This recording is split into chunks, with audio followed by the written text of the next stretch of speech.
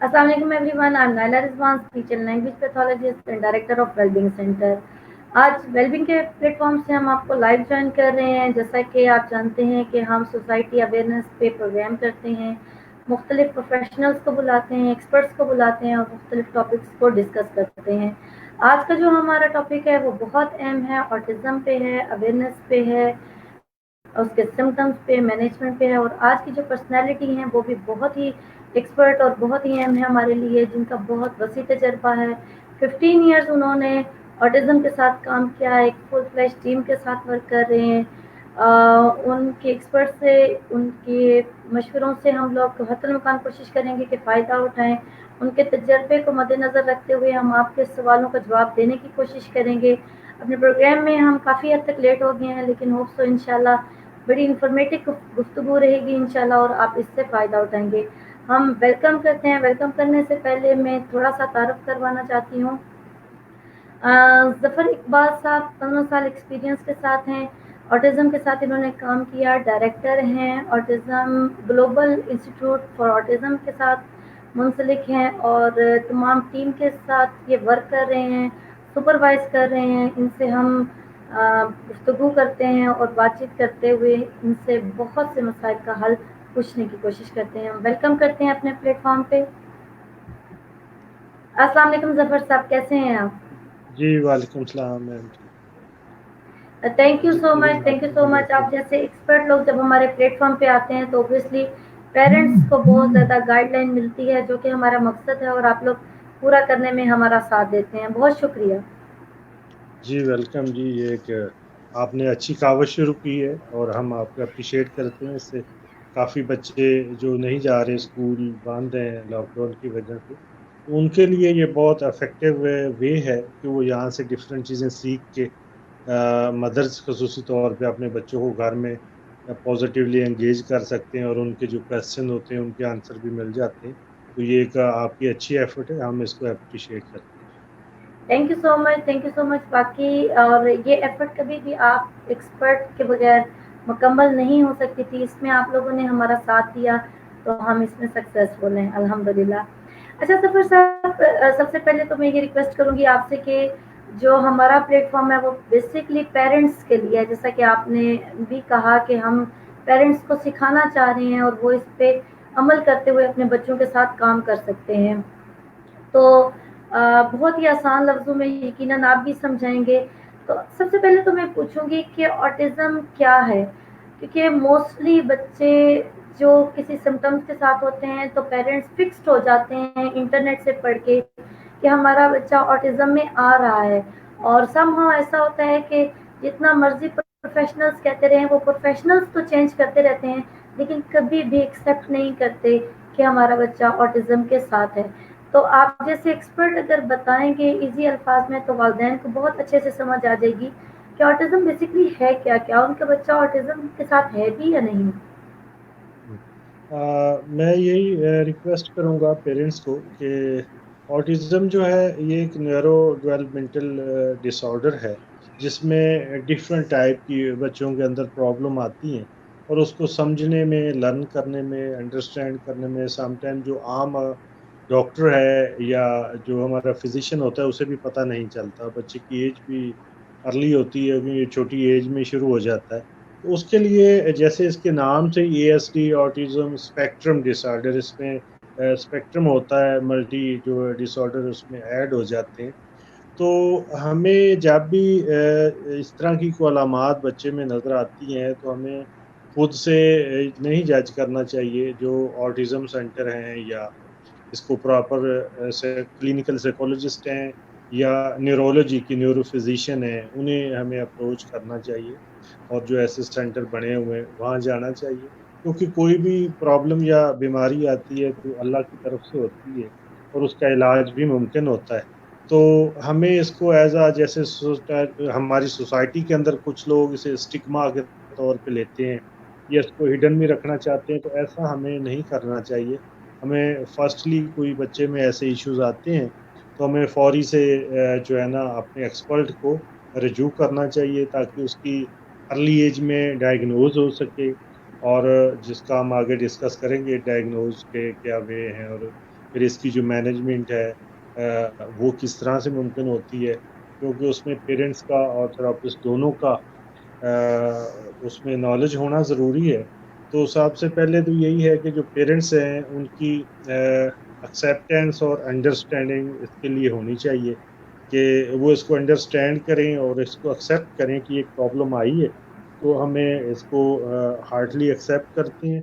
अब जैसे दूसरी प्रॉब्लम के लिए हम डॉक्टर को चेक करवाते हैं, तो इसके रेलिवेंट जो पर्सन्स हैं, प्रोफेशनल्स हैं जो काम कर रहे हैं, उन्हीं को ही दिखाना चाहिए ताकि प्रॉपर हमारी जो है ना डायग्नोज हो सके और बच्चा जो है फौरी से अपनी थेरेप्यूटिक एक्टिविटीज़ में चला जाए और अपनी उसकी जो गोल मिसिंग है, एबल नहीं है, ऑर्डर नहीं है, वो ऑर्डर हो सके। तो यही रिक्वेस्ट है मेरी पेरेंट्स से, जो भी आपके इस प्लेटफॉर्म से सुन रहे हैं और बाद में भी इस वीडियो को देखेंगे, कि हमें ज़रा भी हेजिटेट नहीं होना चाहिए। हमें फौरी से बच्चे की जो स्क्रीनिंग का पहला वे है, उसको अडॉप्ट करना चाहिए और उसके बाद अगर हमें प्रोफेशनल रिकमेंड करता है तो हमें उसकी कम्प्रिहेंसिव जो असेसमेंट है, जो एक पूरी टीम करती है, तो उसके लिए जाना चाहिए और असेसमेंट इंतहाई ज़रूरी है। अगर उसमें ये अलामात नहीं होंगी, ये उस ग्रेड में फ़ॉल नहीं करेगा तो कोई बात नहीं, हम वैसे जैसे अपनी स्क्रीनिंग कराते हैं ब्लड की या टेस्ट कराते हैं, उसी तरह इसको भी थ्रू आउट हमें जो है प्रोफेशनल के ज़रिए इसकी असेसमेंट इंतहाई ज़रूरी है। वो अगर अर्ली ओके टाइम में फाइन। हो जाए 2 ढाई साल की एज में, तो बच्चा इसी एज में इंस्टीट्यूट में प्रोफेशनल थेरेप्यूटिक सेशन के साथ आना शुरू हो जाए, तो उसमें काफ़ी हद तक अचीवमेंट आ जाती है। बिल्कुल। बहुत अच्छी बात की आपने कि अर्ली इंटरवेंशन पे जब वर्क किया जाता है तो बहुत उसके इफ़ेक्ट्स होते हैं। लेकिन अनफॉर्चुनेटली हम वाक़ई स्टिग्मा से डर रहे होते हैं, हम एक्सेप्ट नहीं जी। कर पा रहे होते, तो इसका नुकसान ये होता है कि बहुत प्रीशियस टाइम अपने हाथ से गँवा देते हैं। जी, जी। ज़फ़र साहब मुझे ये बताएँ कि लॉन्ग टर्म इफ़ेक्ट्स क्या होते हैं अगर हम अर्ली डायग्नोसिस की तरफ मूव नहीं करते, हम एक्सेप्ट अ, नहीं करते, तो लॉन्ग टर्म इसके इफ़ेक्ट्स क्या होते हैं? फैक्ट तो यही है ना, क्योंकि ये एक लाइफ लॉन्ग प्रॉब्लम है, डेवलपमेंटल डिसऑर्डर है, तो उसमें डिफरेंट जो बिहेवियर बच्चे के हैं वो बिगड़ जाएंगे और उनको फिर मैनेज करना, आखिरकार तो उसको मैनेज पेरेंट्स नहीं करना होता है। तो हमें अगर उसको नहीं लेके जाते अर्ली एज में और जो ब्रेन की है डेवलपमेंट वो भी कुछ सालों के बाद हो जाती है, तो फिर बॉडी के बच्चे के अंदर चेंज आना बहुत मुश्किल हो जाता है। तो हमें जितना जल्दी हमें हम पेरेंट्स आते हैं हमारे पास विजिट करते हैं, तो वो यही कहते हैं जी हमें बताया गया कि बच्चा थोड़ा बड़ा हो जाएगा, ये खुद ठीक हो जाएगा, बोलने लग जाएगा। जैसे इसमें देखते हैं हम कि उसकी स्पीच डिले होती है, उसकी कम्युनिकेशन नहीं होती है, उसका रेप्टिटिव बिहेवियर होता है, उसके सोशल कम्युनिकेशन नहीं होती। तो ये सारी चीज़ें उसमें जब नज़र आती हैं, उसका स्टीरियोटाइप बिहेवियर भी होता है। तो सम टाइम जिन लोगों को भी नॉलेज नहीं है ऑटिज़्म के हवाले से, तो वो यही कह देते हैं कि शायद बच्चे वैसे वीक है या इस पे कुछ जादू हो गया है, किसी ने कुछ कर दिया है, इस तरह की चीज़ें उन पे चली जाती हैं। तो उसको अदर वे में लेके जा पीरों के पास ले जाते हैं और इस तरह की उसको कोई काम कराने लग जाते हैं। तो इसका अगर ये टिपिकल हम पता लगता है कि ये डिज़ीज़ है, प्रॉब्लम है, बीमारी है, तो उसका हमें साइंटिफिक वे में ट्रीटमेंट लेना चाहिए और ट्रीटमेंट से पहले उसकी प्रॉपर साइंटिफिक वे में जो डायग्नोज होना ज़रूरी है, उसकी जब तक असेसमेंट नहीं होती, डायग्नोज नहीं होगा और हम डिफरेंट लोगों के पास जा जा के अपना टाइम वेस्ट करेंगे, उसमें सबसे ज़्यादा बच्चा सफ़र करेगा और उसके साथ-साथ उसकी फैमिली भी सफ़र करेगी। क्योंकि ये एक आप कह लें कि ये एक लाइफ लॉन्ग चलने वाली चीज़ है। जो बच्चे अर्ली आ जाते हैं और उनका अर्ली डायग्नोज हो जाता है, तो उनका काफ़ी हद तक बच्चे में रिकवरी आती है और मेन स्ट्रीम में वो चले जाते हैं। जो भी इंस्टीट्यूट काम कर रहे हैं, जैसे आप भी कर रहे हैं, हम भी कर रहे हैं। हमने देखा हमारे कई सैकड़ों बच्चे, अल्लाह का शुक्र है, कि वो रिकवर हुए, उनकी मैनेजमेंट हुई और वो शुरू में चाहे वो शैडो टीचर के साथ जाएँ, तो उसके बाद वो इंडिपेंडेंट अपनी लाइफ में एबल हो जाते हैं और इन बच्चों में दूसरे बच्चों की निस्बत कुछ एबिलिटी ज़्यादा होती हैं, इवन एक्स्ट्रा होती हैं। तो उनको उनकी जो पसंदीदा एक्टिविटीज़ है उस पे ले जाके कई बच्चे जो हैं वो उन्होंने लाइफ में बड़े-बड़े ऐसी एक्टिविटीज़ की हैं जो एक हमारे लिए रोल मॉडल भी हैं। तो यही है कि पेरेंट्स को डिसअपॉइंट नहीं होना चाहिए, कोई मायूसी नहीं रखनी चाहिए, परेशान नहीं होना चाहिए और हमें चाहिए कि हम जो है ना अपने बच्चे को अर्ली ले जाएँ अपने कंसल्टेंट के पास और उसके जो कंपोनेंट है वो पूरे करें और उसके बाद उसका जो थेरेप्यूटिक वे है उसकी मैनेजमेंट का जो आगे हम डिस्कस करेंगे कि उसमें कौन-कौन से कंपोनेंट चाहिए और उसकी हाँ, लाइफ को हम कैसे एबल कर सकते हैं, उसकी तरफ जाना चाहिए। बिल्कुल। अच्छा, ज़फ़र साहब, एक जो बिहेवियर इश्यू बहुत प्रोमिनेंट चीज़ होती है ऑटिज़्म में, रिजिड जी, बिहेवियर के साथ होते हैं और किसी की सुन नहीं रहे होते, अपना उनका एक प्रोमिनेंट बिहेवियर होता है। प्रेज़ेंट सिचुएशन में ये बिहेवियर प्रॉब्लम्स बहुत ज़्यादा बढ़ गए हैं। तो क्या रिकमेंड करेंगे पेरेंट्स को कि किस तरीके से ओवरकम किया जा सकता है जबकि वो थेरेप्यूटिक इंटरवेंशंस भी नहीं ले रहे, उनके बिहेवियर प्रॉब्लम्स भी बहुत ज़्यादा बढ़ते जा रहे हैं, इस सिलसिले में कैसे हम मैनेज कर सकते हैं? घर में रहते हुए तो जैसे मैंने कहा है कि इस बच्चे के हिसाब से बेस्ट टीचर उसकी मदर होती है। क्योंकि हुँ, मोस्ट ऑफ टाइम मदर ने स्पेंड करना होता है। तो काफ़ी ऐसे इंस्टीट्यूट भी हैं जैसे हमारा institute global institute for autism भी ऐसे पेरेंट्स के लिए जो है ABA and behaviour therapy teacher training course का एक प्रोग्राम हम भी ऑफर कर रहे हैं। तो इस तरह और भी जहाँ-जहाँ से उन्हें कुछ नॉलेज मिलता है, ऐसे बच्चों को टेक्निकल वे से मैनेज करने का, वो टेक्नीक जो भी उनका थेरेपिस्ट है, उससे गाइडलाइन लें, उस टेक्नीक्स को वो लिख लें, ऑनलाइन ले लें, जाके लें। तो उसको फ़ॉलो करेंगे, जो उसका टेक्निकल वे है, तो ही उसको लर्न कर पाएँगे। अगर एक उसको नॉन प्रोफ़ेशनल वे से हम करेंगे या उनको प्रेशर करेंगे, जब बच्चा तंग करता है, उसके एक बिहेवियर आता है, टेंट्रम शो करता है, तो मदर के लिए प्रॉब्लम भी होती है कि एक मदर ने पूरे घर को भी देखना है, दूसरे बच्चों को भी देखना है, ओवरऑल सारी लाइफ़ को भी चलाना है। जब एक बच्चा इंस्टीट्यूट में आता है, तो वहाँ जो उसके थेरेपिस्ट होते हैं, जैसे मोस्टली इसका वन सेशन ही रिकमेंड किए जाते हैं और हम भी वही एक बच्चे के साथ एक थेरेपिस्ट होता है। उसकी तो एक पूरी ड्यूटी होती है कि वो बच्चे को एक टाइम के लिए लेके और पूरे एक कंट्रोल एनवायरनमेंट में कर रहा है, लेकिन उनको इतना टाइम पॉसिबल नहीं होता। उसने लाइफ के अदर काम घर के भी करने हैं, दूसरे बच्चों को भी देखना जॉब के लिए भी कुछ मदर्स होती हैं। तो उसमें मैं रिक्वेस्ट करूँगा मदर को कि वो कम अज़ कम होल डे में कुछ अपना एक टाइम मैनेजमेंट ऐसी बनाएँ कि कुछ टाइम के लिए अपने घर के अंदर एक ऐसा कॉर्नर सेट करें, जिसमें जो लर्निंग एक्टिविटीज़ हैं और बच्चे को पता चले कि मैं क्लासरूम में हूँ। उस वक़्त एक डिसिप्लिन के साथ उसको मॉर्निंग, इवनिंग या मॉर्निंग जो भी उनको टाइम इस तरह मिल सके 1 दिन में 2 टाइम हाफ ऑफ ऑवर या 1 ऑवर एक कंट्रोल एनवायरनमेंट में उनको रखें और उसके ऊपर डिफरेंट जो है टेक्नीक अप्लाई करके उसको कंट्रोल करें बजाय के हम बच्चे को शॉउट करें या इस तरह के अनअटेंडेड छोड़ दें, तो वो अच्छा नहीं होगा उसके लिए। ओके, तो हमें उसको मैनेज करना चाहिए उनकी जो भी उसके इश्यूज़ यानी आ रहे हैं। पेरेंट्स को एक स्पेसिफिक टाइम निकालना है, जो बच्चों को बिल्कुल, देना है, बिल्कुल। हाँ क्वालिटी टाइम जी। जिसको हम कहते हैं। ठीक है। देखिए ना जी अच्छा ज़फ़र बच्चा जो साहब, आता है हमारे इंस्टीट्यूट में किसी जगह भी आता है वो 3 से 5 घंटे आता है। तो हुँ, उसके अलावा बाकी जो उसके 18-20 घंटे हैं वो तो उसने घर में रहना होता है।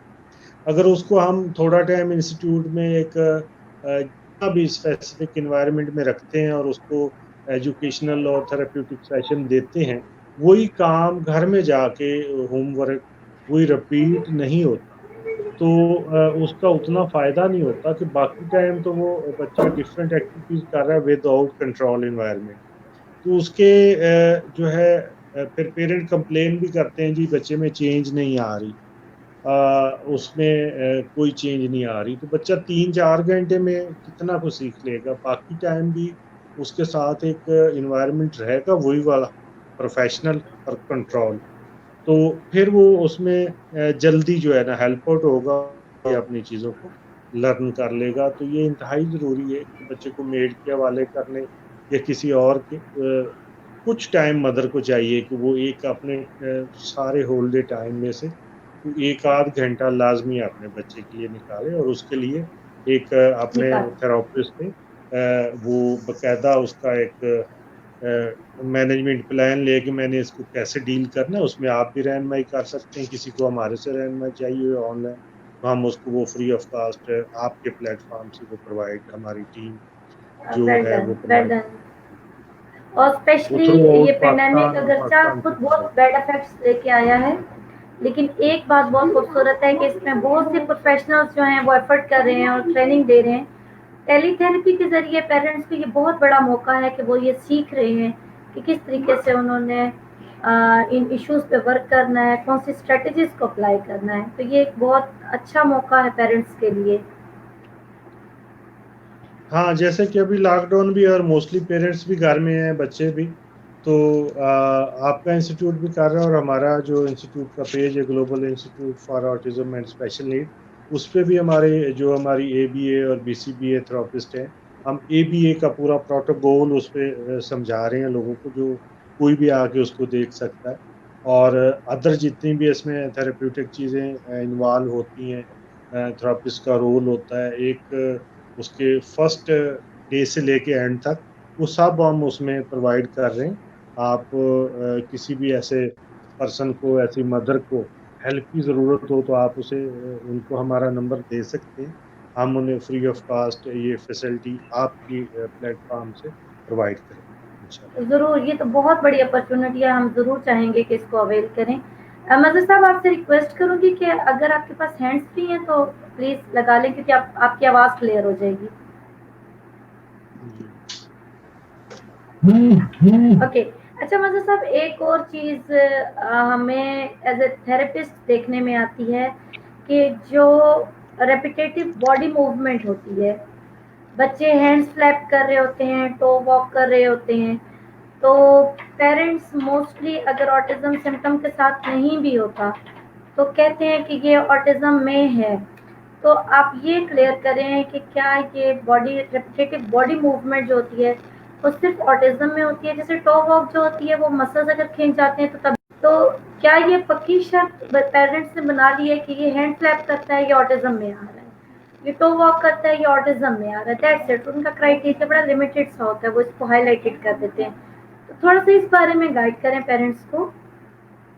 हैंड क्लैपिंग मोस्टली बच्चों में होती है ऑटिज्म के, लेकिन ये ज़रूरी नहीं वो अदर भी किसी इशू की वजह से ये कर सकता है। उसकी प्रॉपर डायग्नोज या रिकमेंडेशन जो है प्रोफेशनल ही कर सकता है।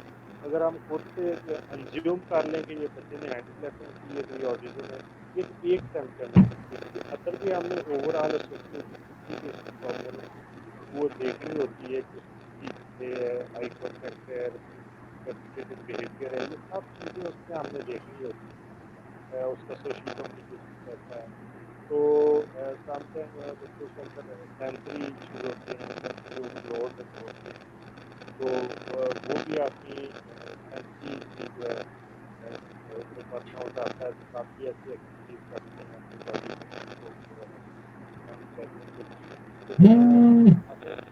विदाउट पल्स जो है ना जो है अपने तौर पे आप हैंड्स फ्री सर उतार दें, क्योंकि उसके साथ बिल्कुल आवाज नहीं आ रही है। उतार दे प्लीज, उतार दें। ठीक हो गया, फाइन, ओके। अच्छा जफर इकबाल साहब, एक और जो पेरेंट्स को बहुत ज़्यादा इशू फेस करना पड़ रहा है, वो गैर ज़रूरी चीज़ें या चीज़ों को की अटैचमेंट, बाउंडिंग उनके साथ बहुत ज़्यादा हो जाती है। लाइक बॉटल्स को उठा लेना, रैपर्स को उठा लेना, कीज़ के साथ उनकी अटैचमेंट बहुत होती है। तो पेरेंट्स का एक सवाल बहुत बड़ा होता है कि क्या हमें यही चीज़ें प्रोवाइड कर देनी चाहिए, और अगर जब हम उनसे लेते हैं तो वो बहुत ज़्यादा डिस्टर्बेंस क्रिएट करते हैं। तो क्या करना चाहिए जब वो इतनी फिक्सेशंस उनकी हो जाती हैं? हाँ जी, ये बच्चों की देखें जी, किसी पर्सन से या किसी भी चीज़ से एसोसिएशन हो जाए तो वो बहुत स्ट्रांग होती है, उसको डी अटैच करना बड़ा मुश्किल होता है। लेकिन जो चीज़ें हमें लगता है कि ये उनकी लाइफ में बेहतर नहीं है, जैसे पेपर्स हैं, कुछ बच्चे हमारे पास भी पेरेंट्स आते हैं वो मेडिसिन के, अब एक मदर आई तो वो कह रही थी कि मेडिसिन के जो प्लेस्टर होती है पैकिंग वो उठा के तो बच्चा वो देता नहीं है, तो ये हार्मफुल हो सकती है। हमें उसको एक तरीके से उनकी जो तवज्जो है कोई अदर जो ऐसी टॉयज हो सकता है या कुछ ऐसी चीज हो सकती है। सम टाइम ऐसे होता है कि कुछ चीजें बच्चे इसलिए भी पकड़ते हैं कि उनके हैंड के अंदर भी सेंसरी इश्यूज आ रहे होते हैं, जो हैंड फ्लैपिंग भी कर रहे होते हैं उनसे भी उनको सेंसरी ओवरलोड उनका काम होता है। तो उनको ऐसी जो बॉल्स और ऐसी कुछ चीज होती हैं जो कि उनके हैंड के लिए का आती हैं काम, हमें उन्हें किसी गुड चीज में रिप्लेस कर देना चाहिए। Okay fine. एक अच्छे वे से उनको कोई हार्डली वे से नहीं, एक पोलाइट वे से। तो ऐसी चीजें जो उनके लिए नुकसानदेह वो उन्हें कभी भी नहीं देनी चाहिए, चाहे बच्चा उससे वक्ती तौर पे एक ऐसा शो करे, ये एक अटैचमेंट या उनकी हैबिट भी सम टाइम बन जाती है। तो हमें उनकी जितनी भी ऐसी हैबिट है जो हम समझते हैं उनकी लाइफ के लिए गुड नहीं है, बैड है, तो हमें किसी गुड हैबिट के साथ उनको रिप्लेस कर देना चाहिए। ओके। जैसे न्यूरो लैंग्वेज एनएलपी में यही प्रोग्रामिंग होती है, जिसको आम एक पेरेंट्स भी यूज कर सकता है कि हम उनकी ऐसे जो भी फियर्स या ऐसी अटैचमेंट जो गुड नहीं है उनको हम गुड के साथ रिप्लेस कर देते हैं, उनकी मेमोरीज या उनकी जो चीजें भी हैं।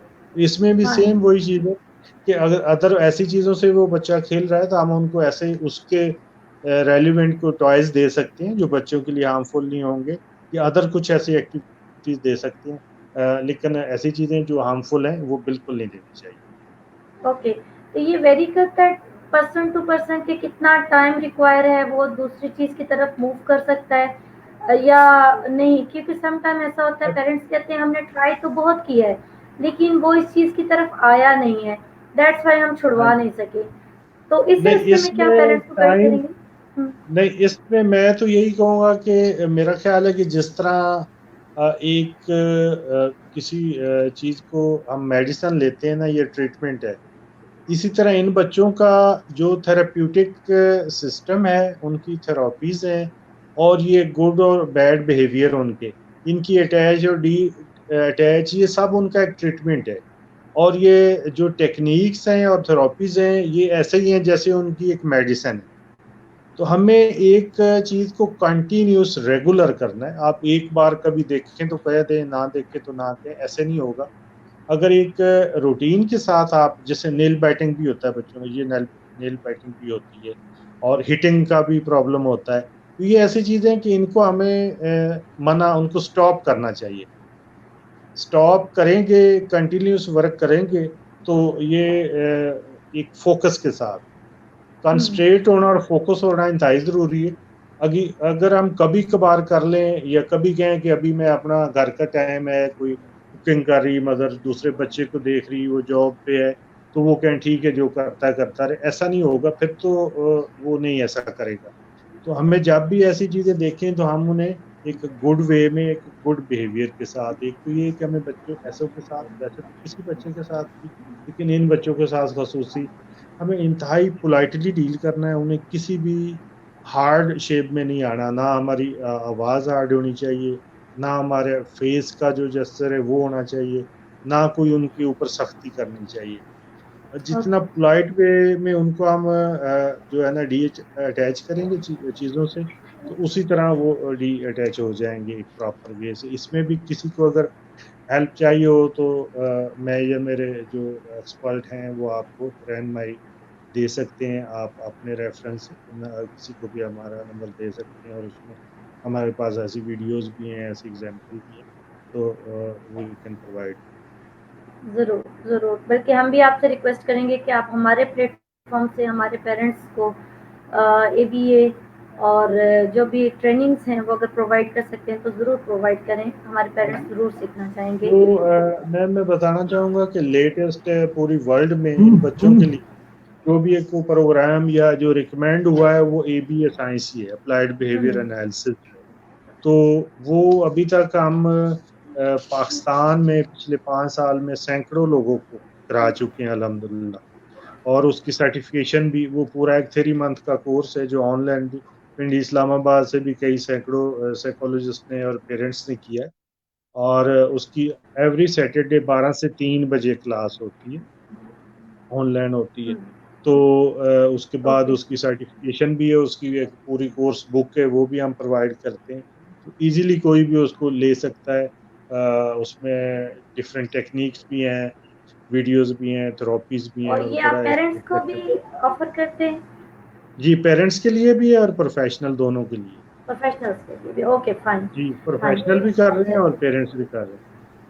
फाइन, ज़बरदस्त, बहुत गुड। इसमें टोटल अ, जो है ना एबीए प्रोटोकॉल है, बिहेवियर थेरेपीज़ है और फूड इंटरवेंशन भी है। ऐसे बच्चों को ग्लूटेन हमारे सेंटर में जो क्लिनिकल जो न्यूट्रिशनिस्ट हैं, जो ऐसे बच्चों के लिए ही काम करती हैं जो ऑटिज़्म बच्चे हैं, उनको जो ग्लूटेन फ्री डाइट्स चाहिए, फूड चाहिए, उसमें कौन-सी फूड हो सकती हैं, कौन-सी नहीं हो सकती।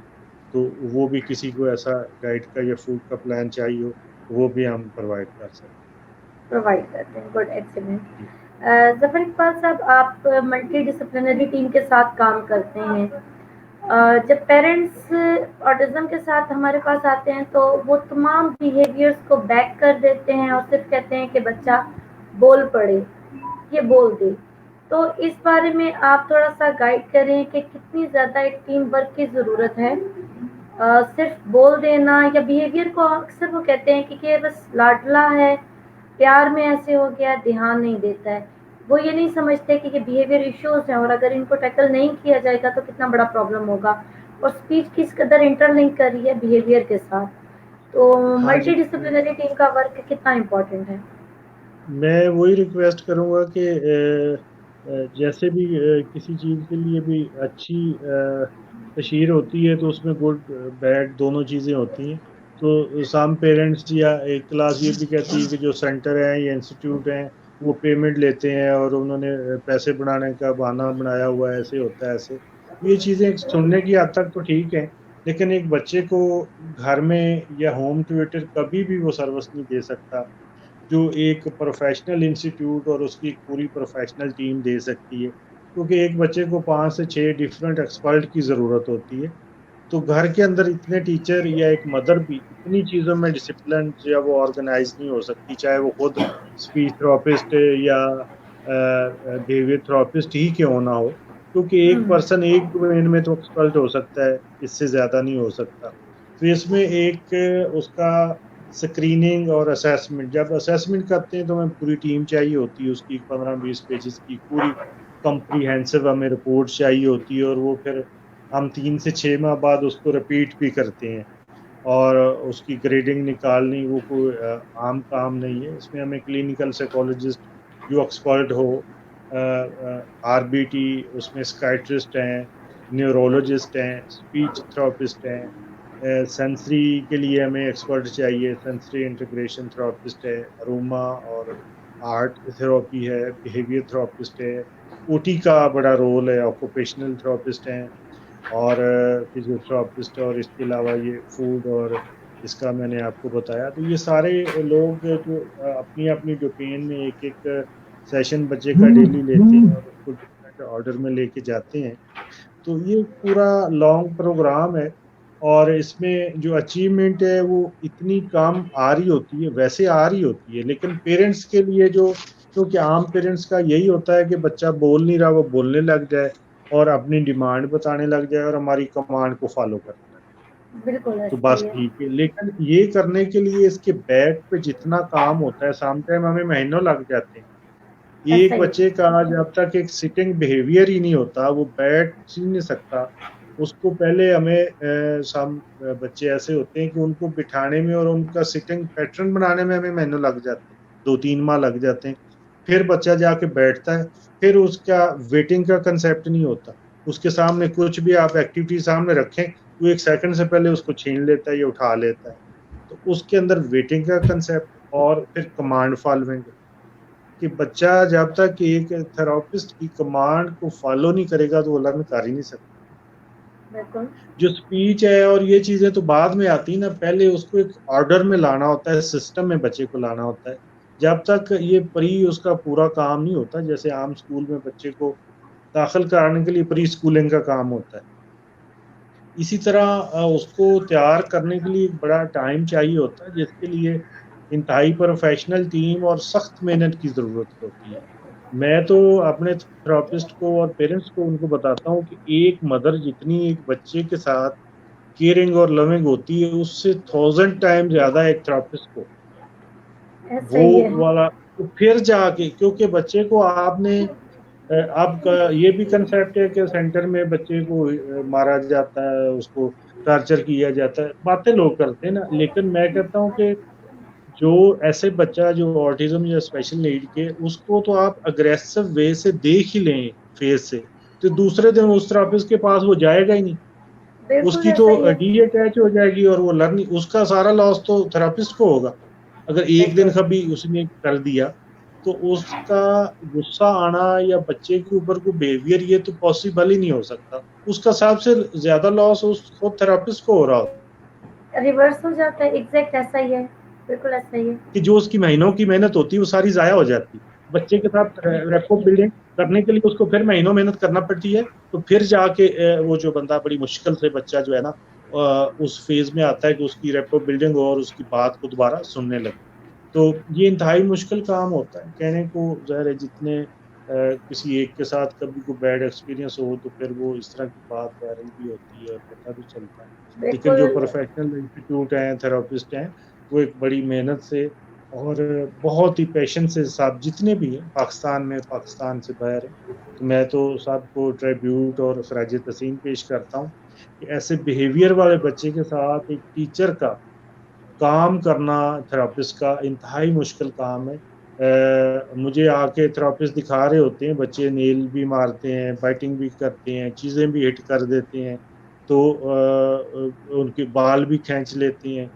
सम टाइम मतलब बच्चा बिहेवियर एडीएचडी, ऐसे बच्चे हाँ, तो कुछ इतनी चीज़ बैठिए बैठिए तेज़ी बैठिए से हिट बैठिए। कर देते हैं कि आपका सर भी फट सकता है, कोई आँख भी ज़ाया हो सकती है, कुछ भी हो बैठिए सकता है, बैठिए। तो वो अपनी लाइफ़ को रिस्क में डाल के तो ऐसे बच्चों के साथ काम करते हैं। तो ये एक बहुत बड़ा एक अजीम काम है। इसकी जो एक सेंटर वाले या एक इदारा उनको जो पे कर रहा है, वो तो उनकी जो मंथली, वो मेरे ख्याल में तो एक दिन की सैलरी भी नहीं हो रही। इसका रिवार्ड तो उन्हें अल्लाह ताला देगा, कोई इंसान बिल्कुल नहीं ऐसा। दे सकता। तो ये एक बहुत बड़ी बात है, क्योंकि पेरेंट्स भी देखें, एक बच्चा जिनके घर में होता है बिहेवियर के साथ, तो उनके तो सारा एक निज़ाम, उनकी लाइफ, उनका घर का पैटर्न सब चेंज हो चुका होता है, डिस्टर्ब होता है, और वो इंतहाई परेशानी में होते हैं। तो उसके लिए वो चाहते हैं कि फौरी से ठीक हो जाए। तो क्योंकि ये इस तरह की चीज़ तो नहीं कि मेडिसिन हफ्ता 2 ली और उसके बाद रिकवर हो गया, क्योंकि इसकी मैनेजमेंट है। उस तरह को बाकायदा ट्रीटमेंट तो है नहीं मेडिकेटेड कि ये मेडिसिन दें और इतने हफ्तों में ठीक हो जाएगा। इसके लिए कई महीनों, समटाइम सालों भी लग जाते हैं। बड़े पेशेंस का काम है, बड़े सब्र का काम है, और इसमें स्लोली ग्रोथ होती है। जो बच्चे रेगुलर आते हैं, और पेरेंट्स सबसे पहले उनमें अवेयरनेस का होना ज़रूरी है, अंडरस्टैंडिंग का होना ज़रूरी है, हाँ और एक्सेप्टेंस का होना ज़रूरी है। ये 3 वर्ड जो है ना, अवेयरनेस, एक्सेप्टेंस और अंडरस्टैंडिंग, जब तक ये पेरेंट्स को नहीं होगी, और उनको हमने एजुकेट करना है, उनको तो नहीं पता। वो तो ऐसे ही है जैसे हम डॉक्टर के पास जा रहे हैं, तो हमें वो कुछ एंटीबायोटिक और पेन किलर और एक मेडिसिन लिख देता है, हम हफ्ता 2 खाते हैं, तो बस ठीक हो गया। इस तरह का क्विक रिजल्ट इसमें नहीं आ सकता। तो इसके लिए हमें इंतहाई मेहनत बिल्कुल। और मुशक्क़त और बड़ा पैशन चाहिए, और फिर फ़ोकस और कंसंट्रेट होना ज़रूरी है। जो पेरेंट्स बच्चों के बार-बार इंस्टीट्यूट चेंज करते हैं, वो भी ठीक बात नहीं है।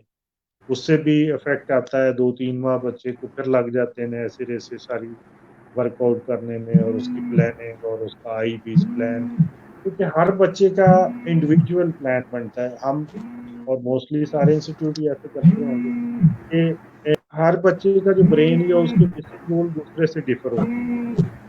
हमें उस बच्चे को एजुकेट करने के लिए उसका एक इंडिविजुअल जो आईपी प्लान बनता है, उसकी अकॉर्डिंग टू नीड, वो एक कितना मुश्किल काम है।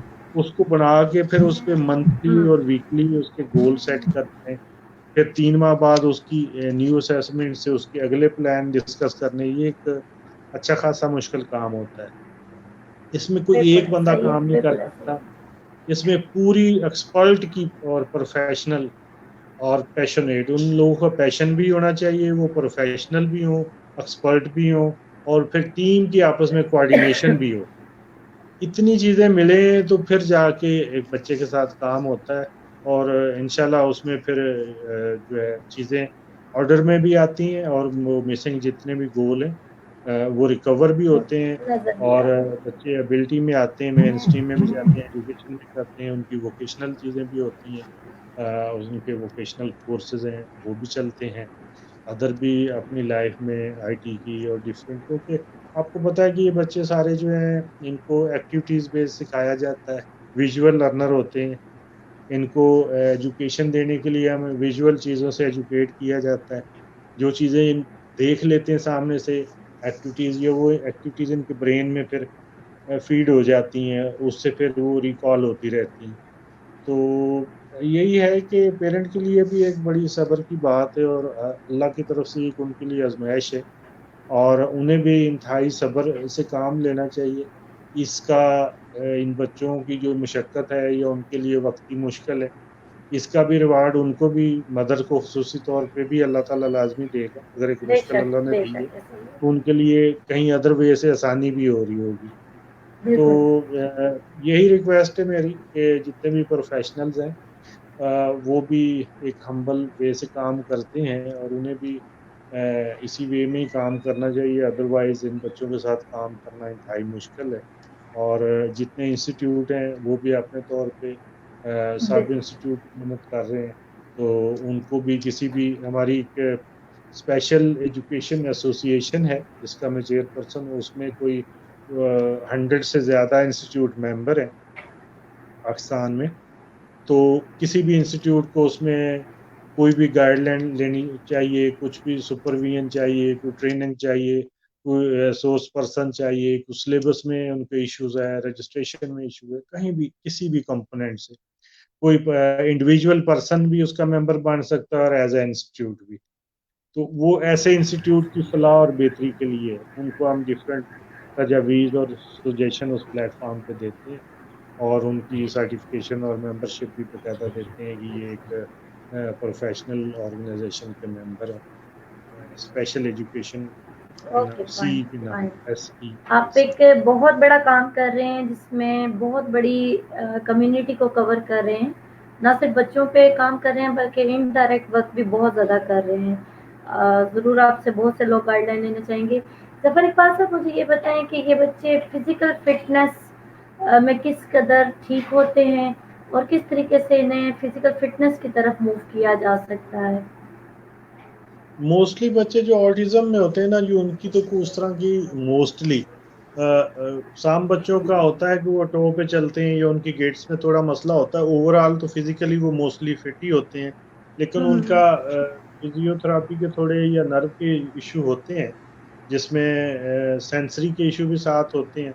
तो सेंसरी रूम और जो इनकी फिजियोथेरापी और ऑक्यूपेशनल थेरेपी ये इंतहाई ज़रूरी है, क्योंकि ये ओवरऑल ही इनकी बॉडी सारी पोलाइट होती है, तो इनके मसल बहुत ज़्यादा स्ट्रॉन्ग या हार्ड उस तरह नहीं होते। तो उन्हें, हमें डिफरेंट जो प्रोफेशनल हैं इस DPT के या ऑक्यूपेशनल के, वो उनको डिफरेंट एक्सरसाइज और एक्टिविटीज़ देते हैं।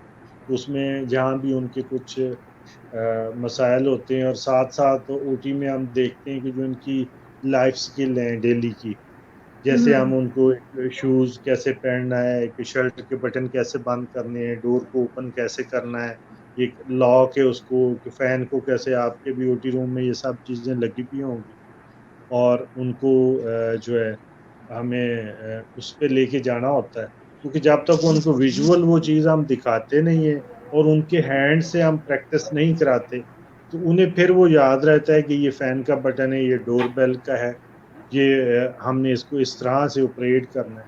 क्योंकि मेन मकसद तो या फ़ोकस पेरेंट्स का जो ख़्वाहिश होती है, और हमारा मकसद और हमारी भी ख़्वाहिश कि बच्चा अपनी चीज़ों में एबल हो सके। बिल्कुल जो उसकी इंडिपेंडेंट हो चीज़ें सके। जो उसकी चीज़ें ऑर्डर में नहीं है, डिसऑर्डर में उनको ऑर्डर में लेके आना होता है, जो एक प्रॉपर ऑर्डर है। उसके लिए लाने के लिए हमें जब उसका आईपीस बनाते हैं तो हमें उसके गोल पता चल जाता है, कि किन चीज़ों में फोकस नहीं है, आई कांटेक्ट जैसे नहीं होता, तो हमने देखना होता है उसमें एक रिपोर्ट में कि इसका आई कांटेक्ट कितने सेकंड था, कितने सेकंड नहीं था। तो फिर आहिस्ता-आहिस्ता हमने उसको जब हम एक्टिविटीज़ कराते हैं तो हम उसको सामने कोई भी उसकी चीज़ पकड़ते हैं तो हम कहते हैं लुक दिस, तो बच्चा आपको सामने देखता है, तो आप उसको उसका फ़ोकस फिर आपकी तरफ होता है, उसका नाम लेके आप बोलते हैं कि लोग इधर देखें, तो वो बच्चा देख रहा होता है। तो ऐसा-ऐसा फिर उनको चीज़ों की या बॉडी पार्ट्स हैं या दूसरी चीज़ों का हमने उसको सिखाना होता है, काउंटिंग है और जो लाइफ़ की बेसिक चीज़ें हैं, जिससे वो अपनी लाइफ़ को ईज़िली गुज़ार सके विदाउट किसी दूसरे बंदे के सहारे के। फिर इसका एक और अहम कंपोनेंट और वो हर पेरेंट्स का इश्यू होता है टॉयलेट ट्रेनिंग। हाँ, बिल्कुल। टॉयलेट ट्रेनिंग का बहुत प्रॉब्लम होता है।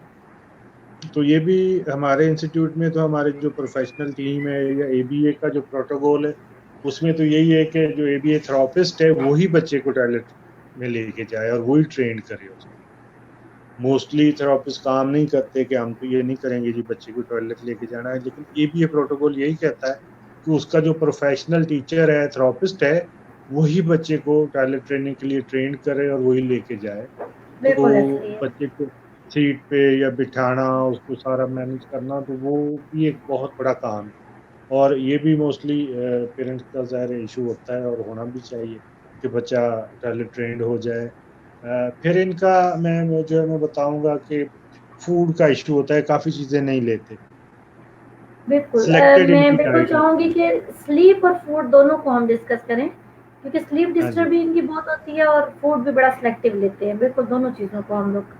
हाँ, स्लीप का भी इनका मोस्टली बच्चों का ये होता है कि इनका रात को जो पेरेंट्स आके कंप्लेन करते हैं कि रात को ये नहीं सोते और दिन को सोते हैं या सुबह के टाइम सोते हैं।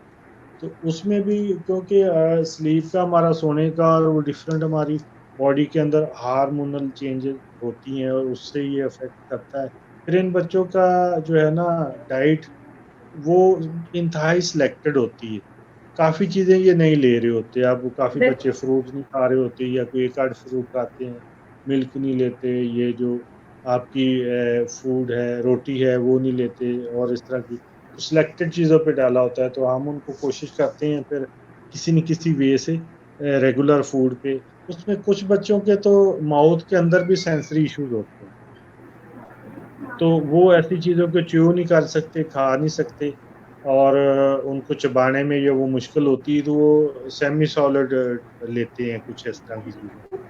उनको हाँ, हार्ड और ऐसी चीज़ें च्यू करने में और निगलने में मुश्किल होती है, क्योंकि उनके सेंसरी ऑर्गन ज़्यादा ओवर सेंस होते हैं, तो उससे तो वो फिर नहीं कर आप लोग पाते। क्या पेरेंट्स को गाइड करते हैं या एबीए थेरेपिस्ट या कोई थेरेपिस्ट उनको ट्रेन करता है जी, उसके बिल्कुल बाद जी। फिर? हमारा एबीए और जो हमारी डाइट और फूड की टीम है, जो उसमें क्लिनिकल न्यूट्रिशनिस्ट हैं, तो अगला अगर आप चाहेंगे तो मैं सेशन उनके साथ एबीए का एक और आपकी टीम के लिए और न्यूट्रिशनिस्ट का वो भी यहीं से आपके प्लेटफ़ॉर्म पे श्योर, पूरा बिल्कुल, एजुकेशन, बिल्कुल चाहेंगे हम जिसमें भी। उनको हम फूड का बता सकेंगे और एक में जो है दूसरे जो एबीए का, क्योंकि बहुत ज़्यादा इसकी जो लेटेस्ट साइंस यही है, अप्लाइड बिहेवियर एनालिसिस, और उसका पढ़ना और समझना और उसका एजुकेट होना हर मदर के लिए भी ज़रूरी है और हर थेरेपिस्ट के लिए भी।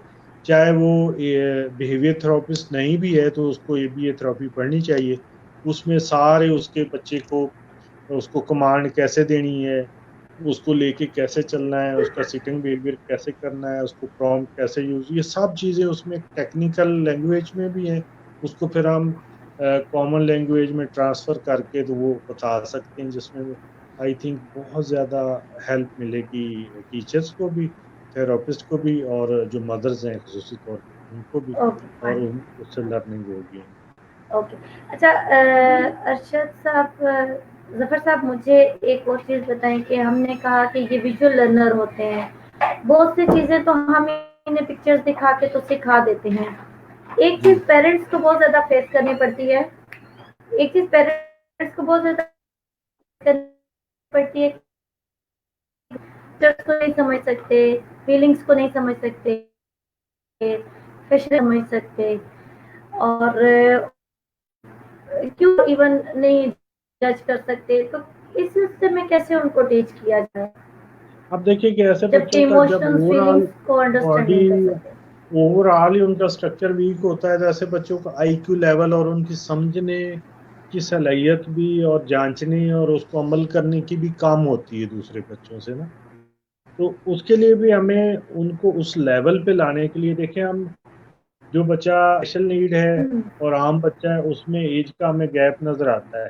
जो उसकी एजुकेशनल, अगर हम एज निकालें उसके मेंटल एज, तो वो हमें कम नजर आती है। तो उसमें हमें वो चीजें पूरी करने के लिए डिफरेंट टेक्निक्स यूज करनी पड़ती हैं,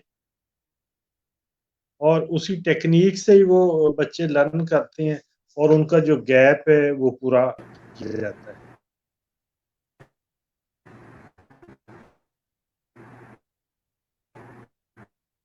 जी। अच्छा, आपको मेरी बात आ रही है जफर साहब?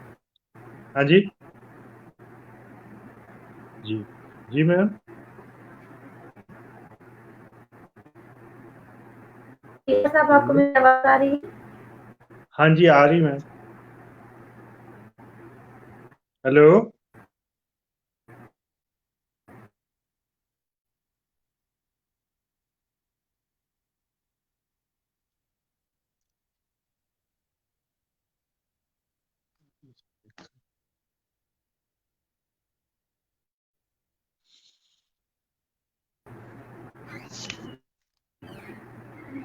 और आपके इंस्टीट्यूट में कितनी तादाद है जो बच्चे हाई फंक्शनिंग के साथ ऑटिज्म में पाए जा रहे हैं?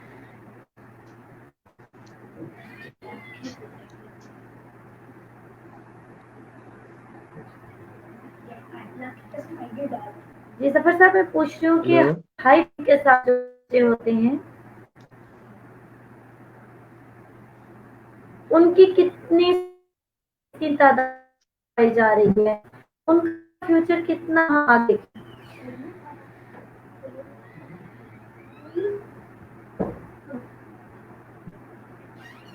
हेलो, जिस जी मैम।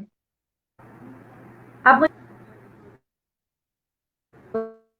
बोलते हैं? हेलो। हाई फंक्शनिंग ऑटिज्म के साथ जो पाए जाते हैं, जी, जो जी जी। हाई फंक्शनिंग के साथ होते हैं, हाँ जी, हाँ जी। उनकी तादाद कितनी है और उनका फ्यूचर कहाँ हम देखते हैं? देखिए, जो हाई फंक्शन के साथ है उनको मैनेज करने के लिए हमें भी हाई टेक्निक और थेरेपीज की ज़रूरत होती है, और उसमें ज़्यादा एक्सपर्ट की ज़रूरत होती है। क्योंकि ओवरऑल इनका जो आप ट्रीटमेंट कह लें या मैनेजमेंट, वो थेराप्यूटिक सिस्टम ही है। इसके अलावा कोई मेडिसिन तो अभी फ़िलहाल बनी नहीं है। इसमें फूड का कुछ रोल है, जिसमें सी फूड है और फिश ऑयल भी इसमें काफ़ी जो रिसर्च से साबित हुआ है, और हम अपने बच्चों को देते भी हैं। फिश ऑयल जो है वो उसके कैप्सूल मिल जाते हैं, तो वो बच्चों को दिए जा सकते हैं, लेकिन वो एक्सपर्ट की जो है राय से वो हमें भी कॉल करके एज के हिसाब से ये हम आपको बता सकते हैं कि एक बच्चा आपके पास कोई हो तो उसकी हमें शीट भेजें, तो हम आपको किसको कितने एमजी के कैप्सूल या अल्टरनेट पे देने हैं, वो इसमें सपोर्ट करता है। और कैमल मिल्क ऐसे बच्चों को सपोर्ट करता है। और जो बच्चों के अंदर सीवियर बिहेवियर आ जाते हैं या आ रहे होते हैं, उन्हें हमें जंक फूड इनकी बंद कर देनी चाहिए, बिल्कुल भी नहीं देनी चाहिए। एक दिन से नहीं, हफ्ता दो लगा के उनको टेपर ऑफ करके, फिर चॉकलेट या इस तरह की जो स्वीट चीजें हैं वो नहीं देनी चाहिए हमें ऐसे बच्चों को। वो इनके बिहेवियर को और इंक्रीज करती है और वो हैपर होते हैं। और आजकल हमारा ज़रा ट्रेंड हुआ है, हम जंक ओके। जंक फूड और फास्ट फूड बहुत ज़्यादा लेते हैं। वो बच्चों को बिल्कुल भी नहीं देनी चाहिए। ये उनका जो लाइफ़स्टाइल है वो नेचुरल वे में लेके जाना चाहिए हमें, वो आर्टिफ़िशियल नहीं रहना चाहिए। उनका स्क्रीनिंग टाइम जो है वो कम करना चाहिए उन्हें। घर में मदर टैब और इस तरह की चीज़ें दे देती हैं, रैम-वैम लगा के बच्चा खेलता रहेगा। Hello?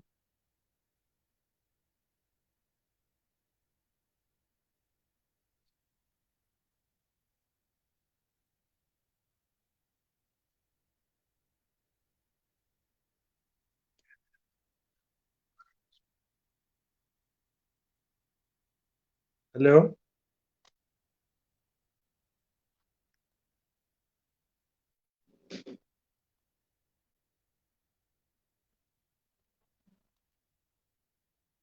Hello.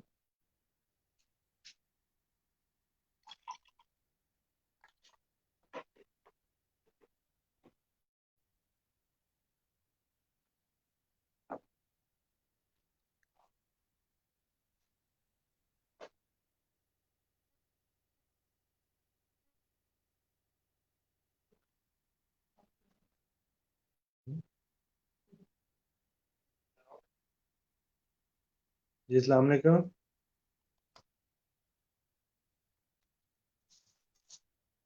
Miss Naila.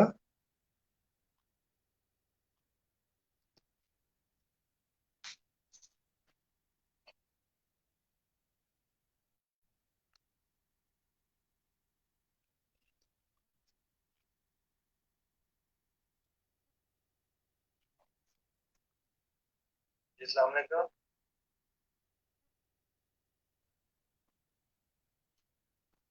Naila.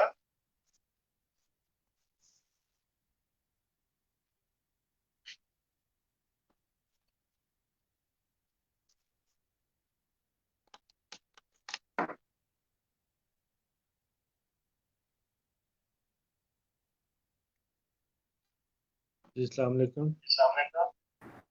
नाज़रीन, आपने हमारा लेक्चर सुना। जी हमें उम्मीद है कि आपको इससे काफ़ी नॉलेज मिला होगा। आपके कोई क्वेश्चन हो तो आप वो ओके। अपने नीचे मिस को लिख सकते हैं। जी आपके कोई अच्छा भी सफर साहब, क्वेश्चन हो। मुझे एक जी जी मैं। एक और क्वेश्चन आपसे पूछना था कि जो जी। बच्चे बहुत ज्यादा एग्रेशन के साथ पाए जाते हैं आजकल, जी। जैसे पेरेंट्स की एक कंप्लेंट बहुत ज्यादा आ रही है कि बहुत जो डिजिटल डिवाइसेस है उनके साथ बहुत ज्यादा लिंक कर गए हैं। ठीक है। जी। जी। जब उनसे वो ली जाती है तो उनमें एग्रेशन और एंजाइटी बहुत ज्यादा नजर आया, तो इनके लिए क्या रिकमेंड करेंगे कि घर में एक्टिविटीज कौन सी प्लान होनी चाहिए? जी मैं रिक्वेस्ट करूंगा, खसूसी तौर पे फिजिकल हमने इस पे एक्टिविटी के काफ़ी। हवाले से कोई हाँ जी, मैं रिक्वेस्ट करूंगा कि एक तो बच्चों का स्क्रीन टाइम ना बढ़ाएं।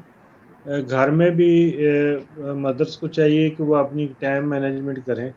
ये उनके लिए चाहे मुश्किल भी होगा, लेकिन ज़ाहिर ओवरऑल रिस्पॉन्सिबिलिटी तो पेरेंट्स की है। तो वो अपने बच्चों को एक मैनेजमेंट वे में रखें। घर में दूसरे और बच्चे भी होंगे। आजकल स्कूल तो सारे क्लोज हैं और घर फैमिली के मेंबर भी हैं। तो बच्चे का एक टाइम इस तरह से डिवाइड हो और उसको एक सोने का भी प्रॉपर टाइम मिले, उसका सोशल या खेल कूद का भी, लेकिन उसके साथ ही साथ उसको डिफरेंट एक्टिविटीज और हेल्दी एक्टिविटीज जो है वो होनी चाहिए, ताकि बच्चा अग्रेशन में ना जाए। और उनका जो स्क्रीन टाइम है इस दौरान वो हमें नहीं बढ़ाना चाहिए। स्क्रीन टाइम बढ़ेगा तो उससे भी बच्चों के अंदर बिहेवियर इशू आते हैं। फिर हमारी जो डाइट है उसके अंदर मैंने अभी बताया था कि जो जंक फूड है और जो चॉकलेट टाइप की चीज़ें हैं वो बिल्कुल बंद होनी चाहिए। अगर वो पहले, क्योंकि बच्चा रोता है या डिस्टर्ब करता है तो हम फौरी उसको दे देते हैं कि ये लें, वो थोड़े टाइम के लिए तो उसका टाइम स्पेंड हो जाएगा, लेकिन बाद में वो डबल अग्रेशन के साथ आएगा, जिससे वो किसी दूसरे बच्चे को भी हिट कर सकता है या अपने आप को भी। तो हमें जो उनकी डाइट है और उनका लाइफस्टाइल है वो इंतहाई नेचुरल वे में लेना चाहिए। उनकी जितनी भी जंक फूड है वो बंद करनी चाहिए। और जो भी हम फूड उनको दे रहे हैं वो नेचुरल फूड हो, और उनका लाइफस्टाइल भी बिल्कुल नेचुरल वे में कन्वर्ट हम करेंगे अभी भी और ओवरऑल। तो जितना हम उनको एक सादा लाइफस्टाइल में ले जाएंगे तो बच्चा उतना ही बेटर होगा और उसकी हेल्थ भी गुड होगी और वो अपने आप को मैनेज भी करेगा। इसमें थोड़ी हमें मुश्किल होगी, लेकिन ये वन टाइम हमने पैटर्न सेट किया तो वो फिर लॉन्ग टाइम इसके इफेक्ट होते रहेंगे।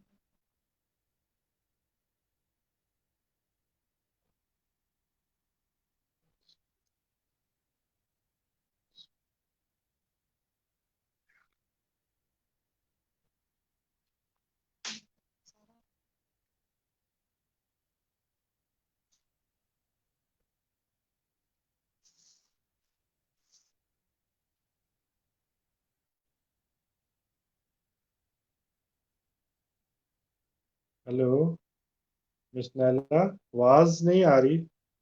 आप हैं अवेलेबल? बाकी मैं रिक्वेस्ट करूंगा कि किसी भी पेरेंट्स या जो लोग हमें देख रहे हैं उनके कोई क्वेश्चन हो वो पेज पे मेंशन कर दें। इंशाल्लाह उनके जवाब आंसर मैं और मेरी टीम आपको दे देंगे। तो इसके रिलेटेड कोई भी आपको इशू हो तो आप हमारी हेल्पलाइन नंबर जो है 0311 700 711 पर रब्ता कर सकते हैं, या मिस नाइला के ज़रिए हमें कांटेक्ट कर सकते हैं। तो इंशाल्लाह हम आपको इस प्लेटफॉर्म जो आज का था उसकी बेस पे एक बेहतर जो रहनुमाई और सपोर्ट प्रोवाइड करेंगे। और हमें उम्मीद है कि आज का जो लेक्चर आपने सुना, आज का जो लेसन था, हमारी टॉक थी, इससे आपको रहनुमाई मिली होगी और इसको आप अपनी लाइफ में इम्प्लीमेंटेशन करेंगे तो इंशाल्लाह इससे आपको और आपके बच्चे को सपोर्ट मिलेगी। और नेक्स्ट भी हम इस तरह की एक्टिविटीज़ करते रहेंगे। हमारा जो ग्लोबल इंस्टीट्यूट फॉर ऑटिज्म का ऑफिशियल पेज है उस पे भी ऐसी वीडियोस मौजूद होती हैं। और मैं मिस नैला का शुक्रिया अदा करता हूँ कि इन्होंने आज ये प्लेटफॉर्म प्रोवाइड किया और इससे काफ़ी सारे पेरेंट्स को रहनुमाई मिली। और मुझे बहुत खुशी महसूस हुई है कि हाँ, आज हमने ये एक हेल्दी टॉक की और ऐसे फैमिलीज़ को और ऐसे बच्चों को सपोर्ट करने के लिए ये मिस नैला की एक अच्छी कावश थी, जिसको मैं और मेरी टीम अप्रिशिएट करते हैं। पाकिस्तान जिंदाबाद।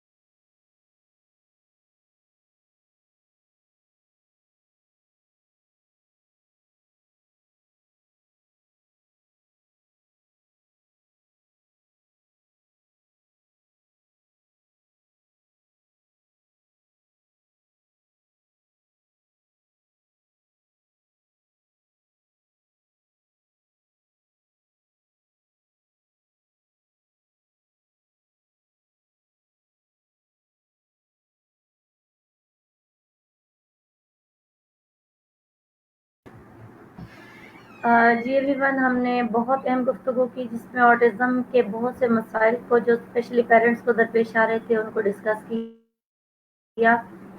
अभी भी अगर हम बात करें तो ऑटिज़्म के बहुत से पहलू हैं जिन पे डिस्कशन अभी होनी बाकी है और बहुत सी डिस्कशंस को क्लियर करना बहुत ज़रूरी है ताकि पेरेंट्स इस पेंडेमिक में अपने टाइम को अच्छा गुजार सकें और स्पेशली बच्चों पे काम कर सकें। ये बहुत क्रिटिकल टाइम, पेरेंट बहुत ज़्यादा परेशान है कि किस तरीके से बच्चों की एक्टिविटीज़ को कंटिन्यू रखा जाए, स्पेशली वेलबींग के प्लेटफॉर्म से और कहीं और प्लेटफॉर्म से पेरेंट्स के लिए बहुत से गाइडलाइन प्रोग्राम कंडक्ट किए जा रहे हैं। आप लोगों से रिक्वेस्ट है कि आप हमसे कोई भी क्वेश्चन हो वो कर सकते हैं।